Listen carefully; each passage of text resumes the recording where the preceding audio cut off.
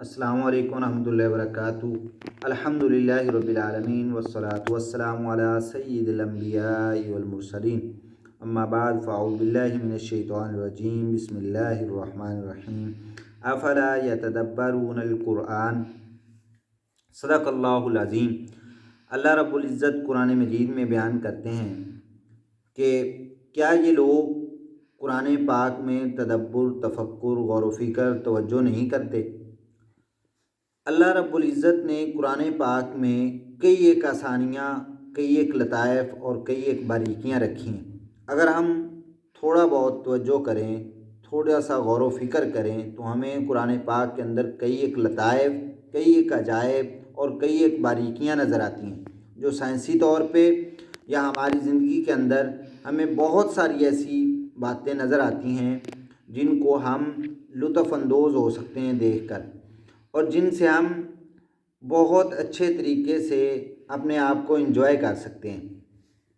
अल्लाह रब्बुल इज़्ज़त के पाक कलाम के अंदर गौर व फ़िक्र करने के बाद हमें एक छोटा सा नुक्ता नज़र आता है, जिस नुक्ते में हमें ये बात नज़र आती है कि कुरान पाक के जो सफ़े होते हैं, जो आखिर में पेज के आखिरी लाइन के अंदर जो हाशिया लाइन है, उसके अंदर मंज़िल नंबर 1, मंज़िल नंबर 2, मंज़िल नंबर 3 लिखा होता है।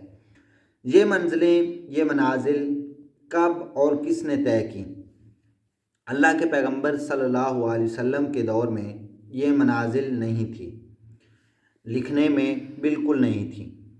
आहिस्ता आहिस्ता सहाबा इकराम रिज़वानुल्लाहि अलैहिम अजमाइन और ताबईन रहिमहुमुल्लाह के दौर में रिवायत से मिलता है कि ये जो मनाजिल हैं सहाबा इकराम और ताबईन ने आपस के अंदर मुंतखब कर ली। उन्होंने आपस के अंदर इनको अपने तौर पे इख्तियार कर लिया ताकि 7 दिनों के अंदर कुरान पाक को 7 मंजिलों में अगर तकसीम किया जाए तो कुरान पाक की तिलावत हो सकती है, यानी पूरा कुरान पाक एक हफ़्ते के अंदर मुकम्मल हो सकता है। इनका मकसद यही था कि कुरान पाक को बआसानी तरीके से एक हफ़्ते के अंदर मुकम्मल किया जा सकता है, मुकम्मल तिलावत हो सकती है।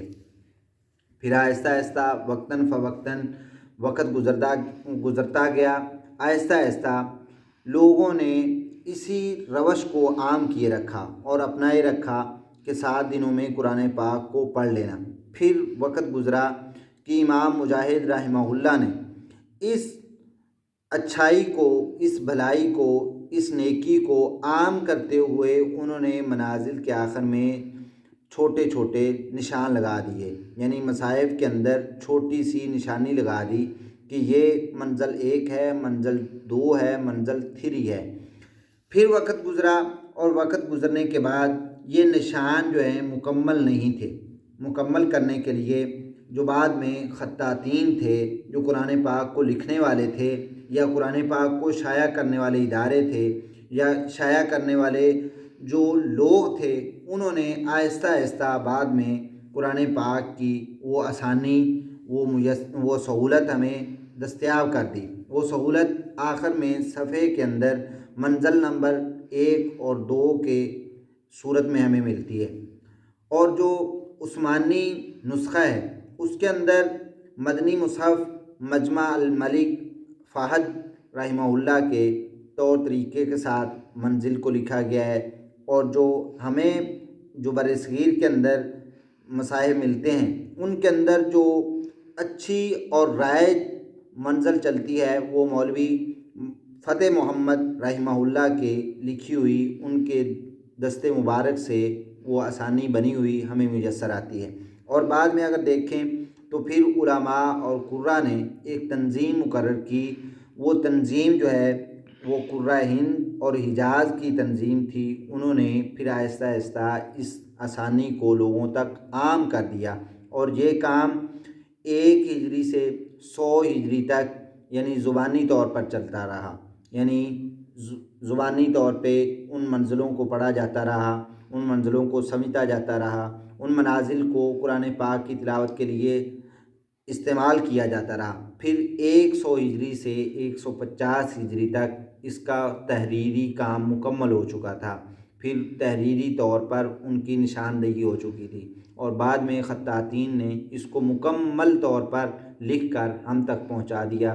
اللہ رب العزت اس کاوش کے اندر جتنے لوگ بھی ملوث ہیں، اللہ رب العزت ان کی قبروں پر، ان کے حال پر کروڑوں رحمتیں عنایت فرمائے۔ اللہ رب العزت سے دعا ہے کہ اللہ رب العزت ہمیں بھی قرآن پاک ساتھ شغف عنایت فرمائے، اور اللہ رب العزت ہمیں کائنات کے اندر قرآن پاک کے ساتھ دل جوئی، دل لگی عنایت فرمائے۔ اللہ رب العزت سے دعا ہے کہ اللہ رب العزت ہمیں قرآن پاک کے ساتھ دل لگی، سچی عقیدت، محبت اور پیار عنایت فرما دے۔ آخر میں گزارش کے چینل کو سبسکرائب کرتے جائیے، قرآن پاک کی باتیں ہوں گی انشاءاللہ العزیز آپ تک پہنچتی رہیں گی۔ السلام علیکم۔